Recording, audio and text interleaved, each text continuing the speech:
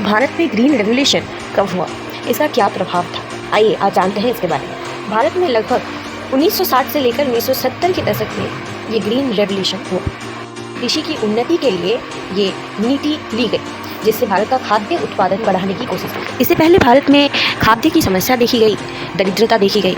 इसी वजह से भारत खाद्य उत्पादन में स्वयं पर निर्भर हो सके और इसकी दरिद्रता भी दूर हो, इसलिए ये नीति ली गई थी। इस नीति के अनुसार भारत की कृषि व्यवस्था में कुछ परिवर्तन आए और भारत खाद्य में स्वयं निर्भर देश तो हुआ ही, साथ ही खाद्य रप्तानी के लिए भी उद्वृत्त खाद्य का उत्पादन होने लगा। भारत एक खाद्य भंडार भी बना सका जिससे वो इसमें सफल हुआ। तो ये उन्नति हुई कैसे? तो इसकी उन्नति के लिए कृषि व्यवस्था में सेच का संप्रसारण किया गया, जल सेचन जो उसका संप्रसारण किया गया। बारिश के ऊपर जो निर्भरता थी कृषि की, प्राचीन काल से ही थी ये निर्भरता, तो उस वजह से अगर कम बारिश हो या ज़्यादा बारिश हो या बारिश ना हो तो कृषि पर प्रभाव पड़ता। तो इस चीज़ को दूर करने के लिए जल सेचन की व्यवस्था की गई, बड़े बड़े नदी प्रकल्प लिए गए।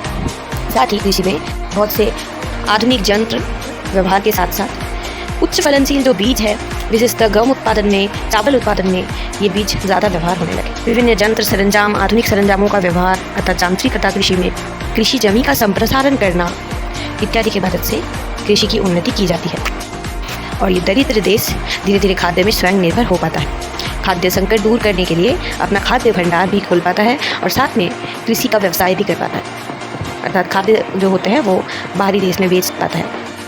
स्वामीनाथन को भारत में ग्रीन रेवोल्यूशन का जनक कहा जाता है।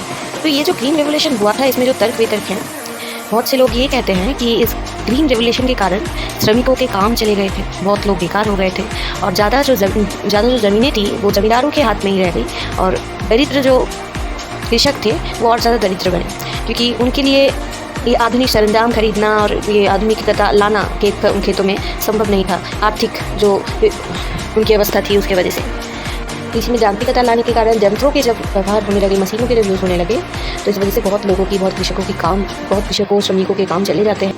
पर जब 1969 में लैथजनीस पंजाब के खेत परिदर्शन के लिए जाते हैं तो वो देखते हैं कि इस ग्रीन रेवोल्यूशन से श्रमिकों का कर्म संस्थान बढ़ गया है, ना कि कम हुआ है। और कृषि में उन्नति भी देखी गई है। जो दरिद्र की धारणा थी कि जमींदार लोग ही ज़्यादा अमीर हो रहे हैं, ये धारणा भी गलत प्रमाणित हुई।